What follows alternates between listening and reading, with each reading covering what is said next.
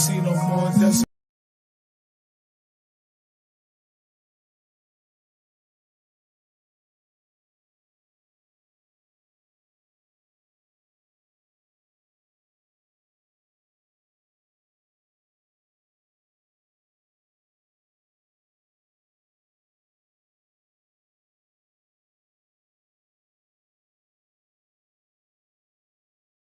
I would die.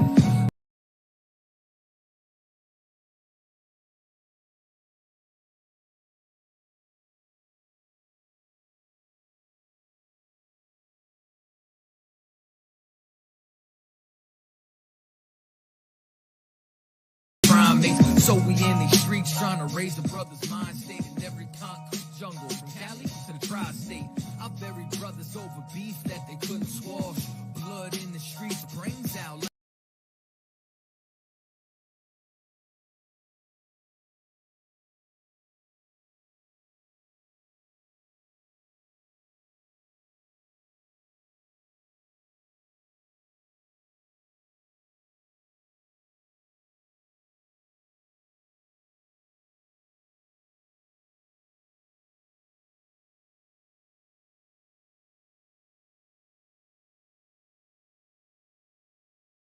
My soul, I feel devastation.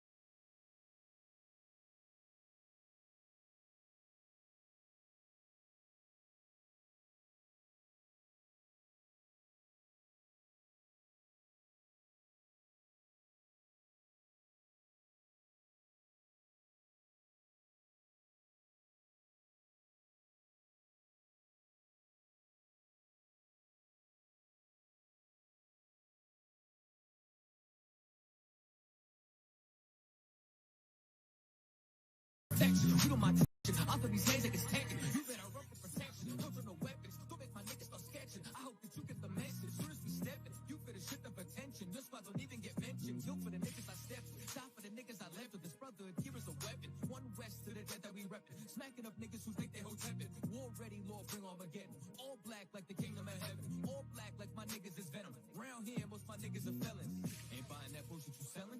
Ain't chillin' with niggas who's telling. They better digress. Blood of my blood, flesh of my flesh. Mess with my brothers, I'll put you to rest. I'm taking bitch ass niggas, we do not mesh. Better rethink about who you gon' test. Cause niggas got put in the trunk for less.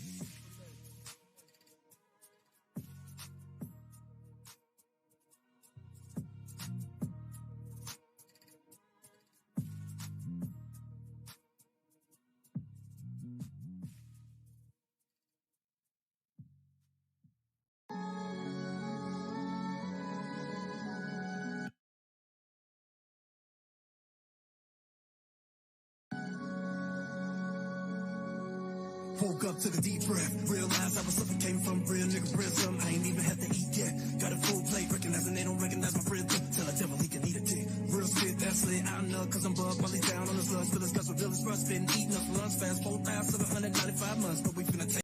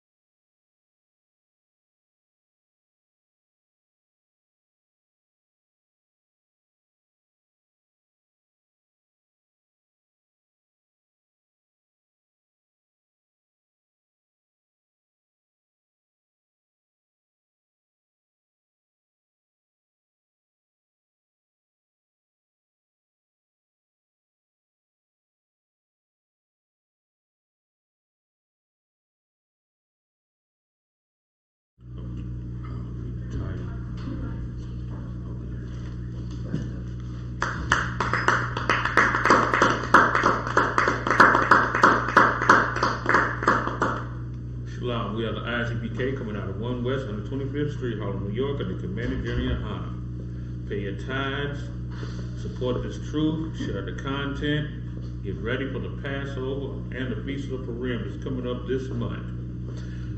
Today's topic is going to be concerning the Gentiles that fake Israelite groups say are keeping the laws. Now, I know plenty of people have done heard about, they say, well, the Gentiles, they keep the laws or be saved, and the Gentiles that keep the laws, they more worried about some damn Gentiles than they are even worried about their own people. That's right. Think about it for a second. It's like the purple group, right?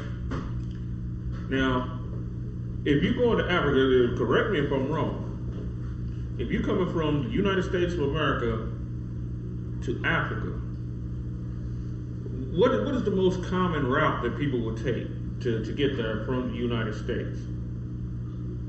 It's like, as far as transportation? Right. We're going from the United States to Africa. A plane? Right, yeah, they take a plane, but I was thinking about, like, as far as what route would they go, as far as, like, would they go, directly across the Atlantic or, Right. Something like that. Because, like, say, for instance, like, Ghana is it's on the south, if I ain't mistaken, right? Southern west coast of Africa, right? Ghana, that sounds about right. So, Yeah, that sounds about right, I believe the route that they would have to take will probably be flying right over the continent of South America. And not only that, but they, because the planes will have to stop at airports at probably like Rio de Janeiro and places like that before they even get to Africa. So that means this group flew all the way over a whole continent that's full of Israelites. Oh, right. I see. To get to Ham. Ain't that something? And that's another sign to let you know that they weren't going for Israel. They were going for another nation. Because if they were going for the Israelites, you know what I'm saying? You got Mexico that was not far. Why didn't they stop and build these places and then go to Ghana or somewhere where they thought Israelites were at? Why didn't they stop along the way? Why didn't they stop because at that time, when they first started doing that, we wasn't in Brazil yet. Why didn't they stop through there? Think about it. So, the way that I read that is they weren't going for Israel. You know what I'm saying? Straight up. They had another motive. They wanted to go to Africa, with another motive. Right? Let's start with Matthew chapter 23 and verse 15. The pink oppressor, the devil that the Bible speaks of. Right. That's right.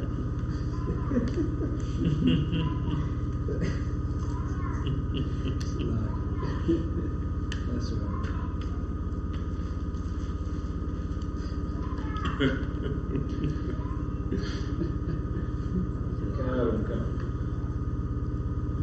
Matthew chapter 23 verse 15. Woe unto you, scribes and Pharisees. It said, woe unto you, scribes and Pharisees. Scribes and Pharisees were looked at as the leaders. Right. And here's the messed up thing about it too. Now, scribes, this is one thing that makes scribes so dangerous. Because scribes keep records. They're writers. That's right. You know what I'm saying? They're writers, and what their job is to do is to copy. That's where the word scribble comes from. Scribe, he's a writer. So that goes to show you that they were writing and taking down false records. Stuff like that, some stuff that wasn't even true. Scribes and Pharisees, could you imagine some of the stuff they was writing about Christ? Could you imagine that? You know what I'm saying? A lot of that crazy stuff that they be saying, like Jesus had an affair with Mary Magdalene and stuff like that. Hell, they were probably even the starters and stuff like that. And then the Edomites just took it in their hand and wrote it down in their books. All right? That means destruction to the scribes and Pharisees. I'm going to say, why Christ say this? like also too, the word woe. It's a English Quaker word for death or destruction. Right. It's an old English Quaker word. So, Right. Is that one? you want to sign it in? No, just the regular. Oh, okay, that's just the regular black book. Okay. Black Bible. I like having this in front of me. Yeah. Okay, go ahead, Amon. Come. Woe unto you, scribes and Pharisees, hypocrites! For ye compass sea and land to make one Whoa, wait a minute. Said they do what? Woe unto you, scribes and Pharisees, hypocrites! For ye. Why aren't they going to these? They want to save them. And the salvation to me, and ain't nobody even bringing it to you. Look at your neighborhoods. Look at y'all in prison. Look at your women. Look at the gorilla glue that woman is putting in her hair. Good night. This is not the sign of a saved people. So what can you possibly bring to us? But they die hard. It would seem like they would take that out of their biblical arsenal, right? I mean, if they were really thinking. They were thinking, we ain't got nothing to spread over to them. We can't bring salvation to them. We trying to bring a black Christ over to them. And they worshiping their white Christ and prospering. You're supposed to only be going to one people. Period. That's the way the thing works. Israel is the key. You know what I'm saying? Israel's the key. We want the nations and everything to be blessed, right? Right. You got to go right for the people first, and everybody start to imitate us. And we ain't got to go and drop no knowledge directly on them. We ain't got to go and teach no damn body. We ain't got to go and teach white people how to dress like black people. We ain't got to go and teach them that. Right. We ain't got to go teach them to wear Jordans. All they had to do is watch us and see what we do and do it. You know what I'm saying? We don't have to, go and teach. They got some explaining to do there. And just like that, But if he believes so much in all the nations being saved, then why the hell ain't he going to the hood? You see what I'm saying? In the hood, we go to the UK, wind up there. Right. You know what I'm saying? We don't wind up where the Arabs live at over in those places trying to save them. We don't wind up, where the all of these different communities are over there. We ain't going to Queen Elizabeth and them trying to save them. We don't wind up there. Where do we wind up at? We wind up right in the hood that look like some project over in New York. Only thing, we in Europe. We wind up in places like that. We wind up downtown, the same places that we at here in the place we know by the scriptures and by our feet. And everything, he's like, I'm living good. What are you talking about? What do I need to be saved from? You go save your own ghetto self. Go save your people in a prison system. Come to me for salvation. Jesus seems like it's more powerful because look at him. You know what I'm saying? To you, scribes and Pharisees, hypocrites, for ye devour SHALAM. 15. Yeah, 23:15. Come on, SHALAM. Yeah, they start off the same. SHALAM. Matthew chapter 23, verse 15. Woe unto you, scribes and Pharisees, hypocrites, for ye compass sea and land to make one proselyte. Now, let's look up the word proselyte in the dictionary, find a definition of that. We can Google it. Also, with Google will probably be faster. Yeah, the app is very good too. If you can't find, there's probably about 2 pages missing out of it, by the way. Yeah, I had that app on. So I always use that. you say the word again? A proselyte. And the scriptures, what again? Matthew chapter 23 and verse 15. Oh.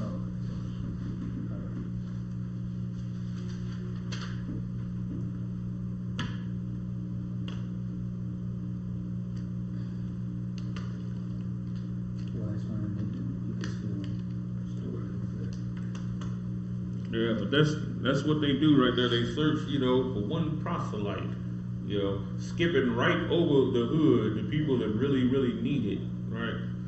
Go ahead. All right, so proselyte, they refer me in Merriam-Webster's Collegiate Dictionary, and the proselyte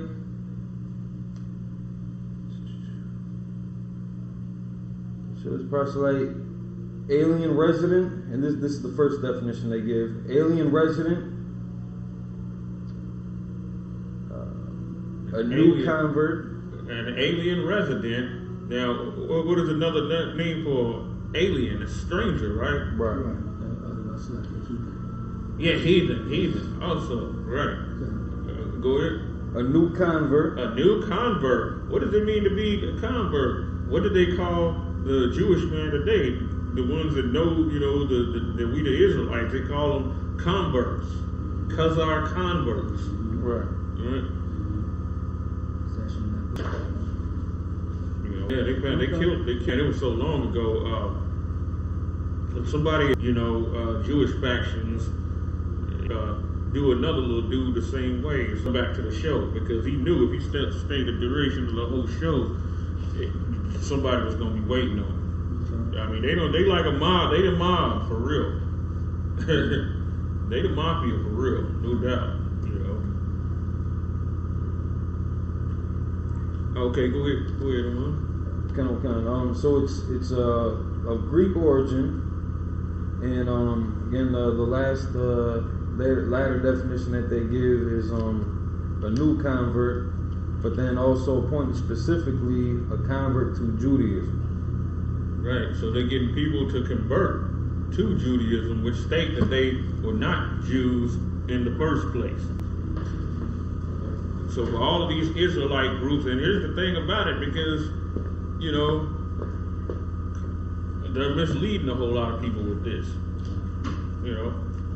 and they calling us, saying that we hate the Gentiles and all of this. Why worry about the Gentiles? Let the Gentiles worry about themselves. You know what I'm saying? And like the dude was talking about, he was saying that the Most High punished other nations for their idolatry.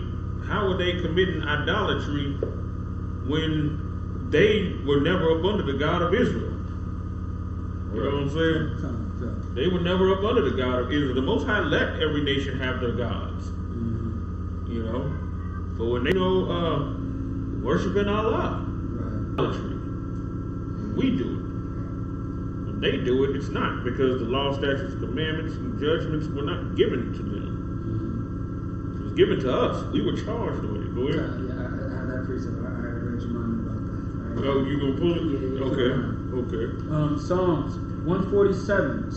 Psalms chapter 147, verse 19 through 20. He showeth his word unto Jacob. He said he showeth his word unto Jacob.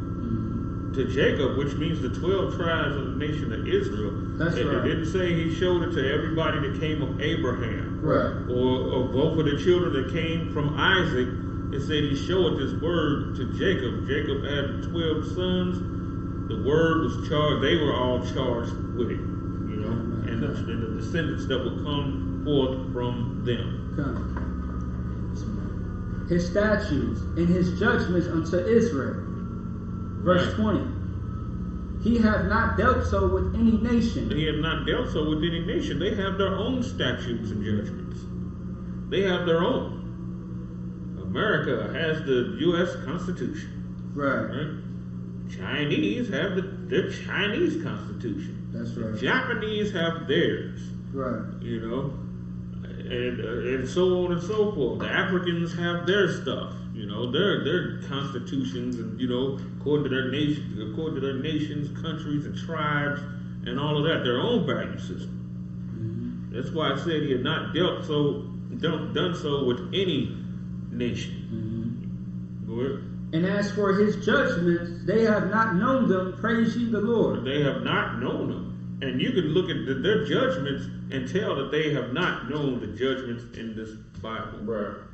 They have not. Go ahead. So, like, if I may, just common sense, without knowing the history or the culture of any other nation, based on how we know the Bible, you see what I'm saying? Not just being, in the UPK, but just being Israelites in general.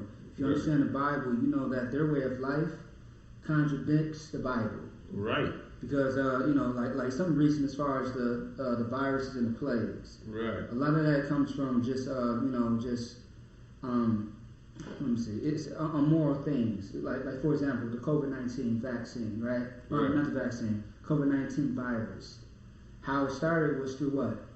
The eating of unlawful animals, bats. Right. You see what I'm saying? Right. So, we know what to eat, what not to eat. And, the whole book of Leviticus, the 11th chapter, will tell you that. Right. And the You see Bible says specifically not to eat the bat. Yeah, it's not allowed. A lot of things are just common, it's common sense. Exactly. Even though it started over in China, they have their own gods and stuff like that. But to eat a damn bat, come on, man.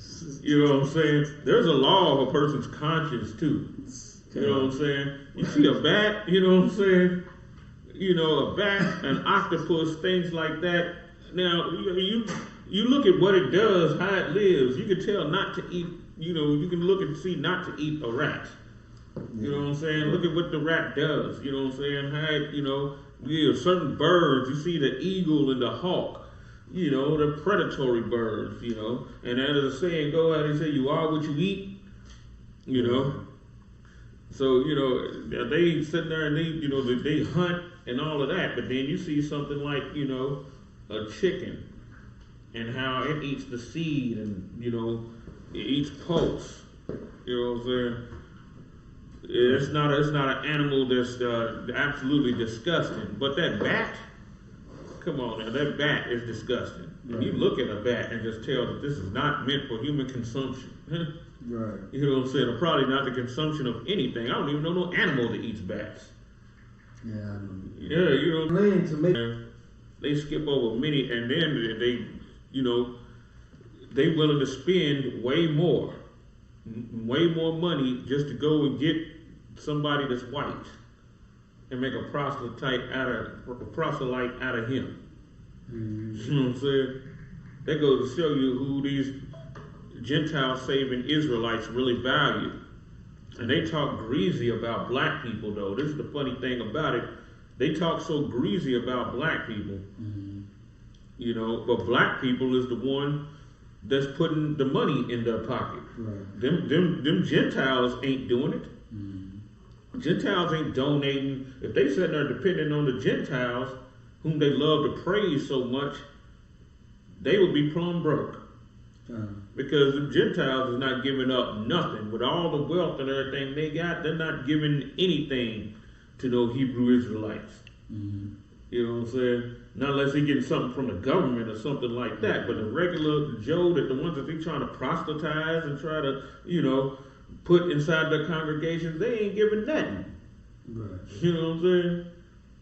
So if they not giving nothing, that lets you know straight up that they ain't trying to serve. So if they ain't trying to serve, then what the hell are you trying to save them for? Right. You know what I'm saying? You look at you look at their stuff, if they was to have like one of the podcast things, you know what I'm talking about, where it shows such and such a donated $5.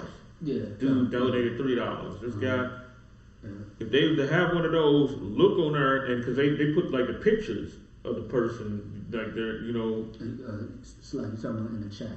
Yeah, in the chat. Yeah, because even cross the line there's a...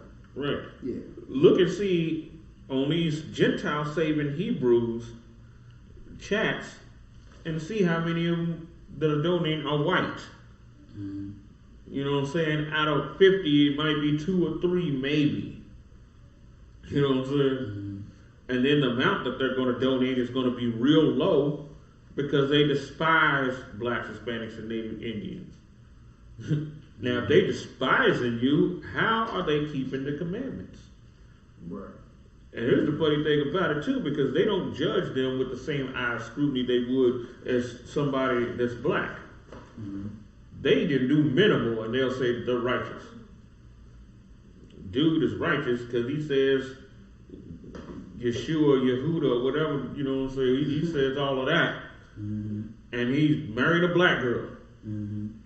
He's righteous because of that. Ain't that something? Right. That's all it takes. For him to ghetto gag your sister. Ain't that something?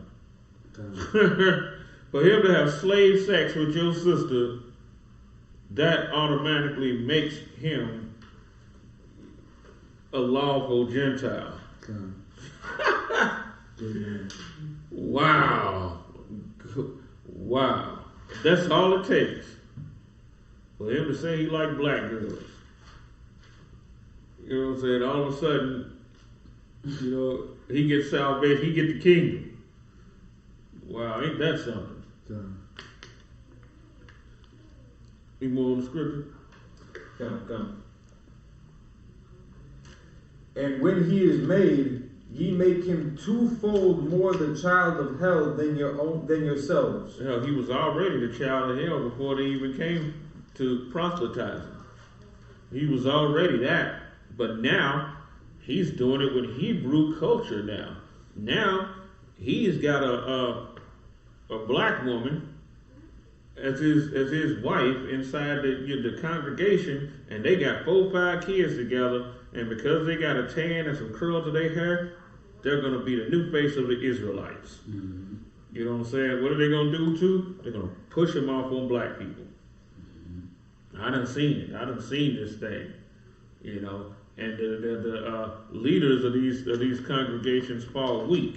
I done seen some of them, you know, try to get a little bit of strength and say just such and such a can't come here no more because, you know, because of who his father is. But then once the sisters stand up against him, then he fall back on what he say. Okay, he can come back. Now they're already pissed off at him. He should have just went in and stood on his square. Mm-hmm. Because now that's not going to stop them from being pissed off at him because he kicked him out in the first place. Even though he let him back in, they're going to remember when he kicked him out. Mm-hmm. You know what I'm saying? Good. I just want to say, I mean, like everything that you're saying is very, very much on point because less than 2 weeks we are going to be getting into, getting into the whole history of Purim. You see what I'm saying? And with that, it's very similar. With Esther, it was Mordecai? Right. Mordecai, I always want to say Malachi, but it's Mordecai. And Haman, and the heathen king, et cetera. So, it was kind of something similar to that. Right. Once again, Purim has to be one of my favorite. If it's not Passover or Hanukkah, it got to be Purim. Right. The story is very beautiful and very inspirational. Right. You know what I'm saying? So, yeah. Right. And look at Haman, how he was today. That's how he was able to obtain such a Persian king or something like that? Right, king of Persia, right, because at the time you had the Medo-Persian Empire. It was 2 empires ruling at the same time.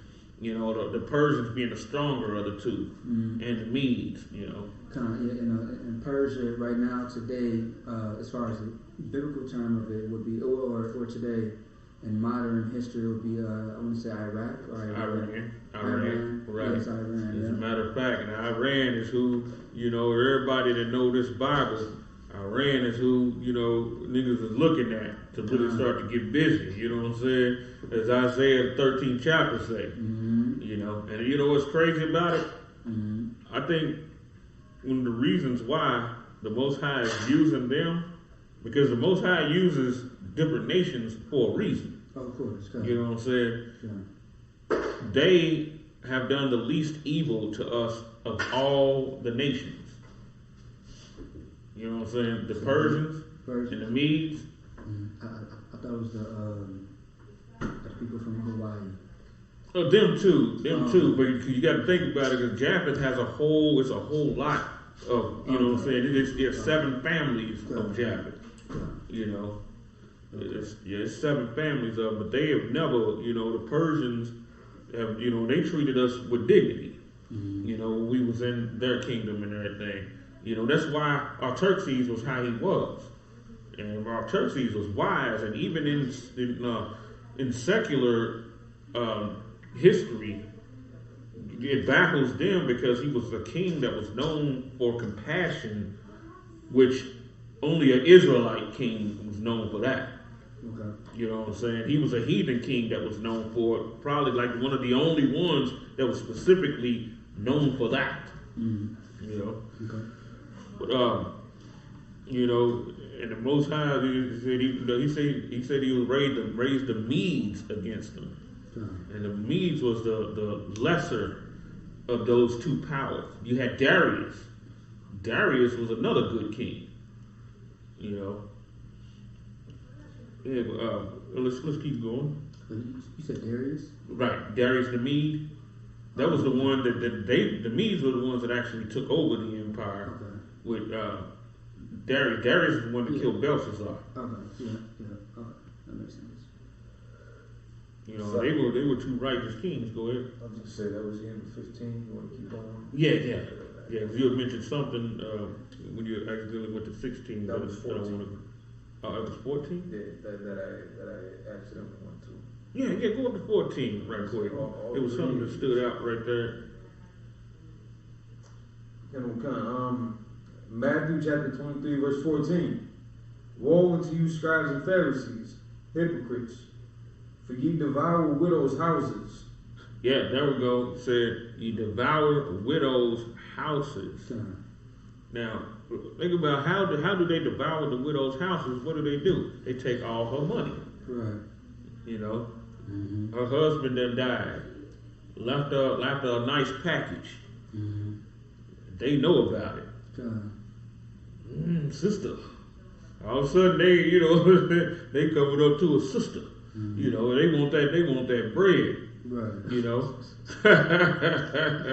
they want that cheese. You know, and her being simple. Her husband is gone. You know, and she give up. You know what I'm saying? She then gives all of it and devour up her house. You know, but when she needs help, they're not there for her. And then when she, I done heard of situations when the woman dies herself, they won't even bury her because they said she couldn't pay tithes while she was in the hospital. Y'all remember that story? Mm-hmm. Look how rough that is. Mm-hmm. The woman was on her deathbed. Mm-hmm. That's why she couldn't pay her tithes. I don't see churches do some evil stuff, just like the church in Louisville. Big mega church in Louisville. They had a dude that was a huge dope dealer in Louisville. Mm-hmm. He was a real big dope dealer, and he had retired from the dope game. And so he has millions of dollars. And over the years, he done pumped millions of dollars inside this mega church. And they decided that they did not want to, when he died, they didn't want to bury him because of they figured how it would make them look if they buried him, because everybody knew he was a drug dealer. Right. Well, they should have went in and buried him too. Yeah. Why not, right? Yeah. They were already, you know what I'm saying? And then everybody knew that he went there.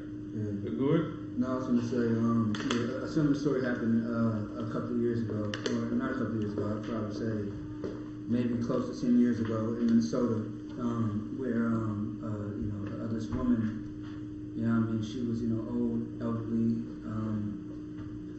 They wouldn't pay her hospital bills because she was slacking on her tithes, so to speak.